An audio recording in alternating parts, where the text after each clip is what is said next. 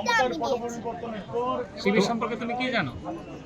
শিবির সম্পর্কে আমি অনেক ভালো জানি যে শিবির আল্লাহকে মেনে চলে, সেটা আমার কাছে অনেক ভালো লাগে। এই জন্য হচ্ছে না আমি শিবিরের সাথে যোগ দিতে চাচ্ছি। কেন আসছো? আমার নাম হচ্ছে নিহার। আমি এখানে এসেছি এই যে আজকে যে বইমেলাটা হচ্ছে সেটা দেখতে এসেছি। আর যদি আমি এখানে বইও নিতে এসেছি, জাস্ট আমি ইসলামিক সব বইগুলো দেখে তারপরে নিব। কিন্তু এটা আমি ইসলামের ব্যাপারে অনেক কিছুই জানি, বাট এটা আরো শিক্ষণীয় জিনিসগুলো আমি জানার জন্য আমি শিক্ষণীয় বইগুলো আমি নিব। ইসলামে এখান থেকে আরো নতুন নতুন কিছু বুঝতে পারি।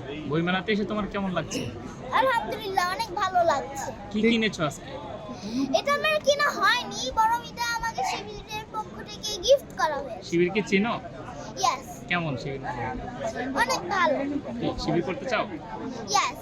আমি আজকে এখানে যে আবার কথা বলা হচ্ছিল, তখন আমি শিবির আঙ্কেলের সেটা জাহিদ আঙ্কেল, তাকে আমি দিয়েছি আই লাভ শিবির। এটা আমি দিয়েছি।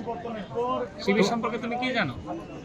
শিবির সম্পর্কে আমি অনেক ভালো জানি যে শিবির আল্লাহকে মেনে চলে, সেটা আমার কাছে অনেক ভালো লাগে। এই জন্য না আমি শিবিরের সাথে যোগ দিতে চাচ্ছি। এবং আমি যেহেতু দিয়েছি এই জন্য তারপর আমি বলেছিলাম যে আঙ্কেল, আমি তো শিবিরের সাথে যোগ দিতে চাই, আমি কিভাবে যোগ দিব? পরে আমাকে এই বইটা দিয়েছে। কোন আঙ্কেলকে বলছো? হ্যাঁ, কোন আঙ্কেলকে বলছো? জাহিদ আঙ্কেল। কে সে জাহিদ আঙ্কেল? ওই যে কিছুক্ষণ আগে এখানে যে ইন্টারভিউ দিয়েছিল সেই আঙ্কেলকে জাহিদ আঙ্কেল। ওনাকে কি চেনো? ইয়েস। কিভাবে চেনো?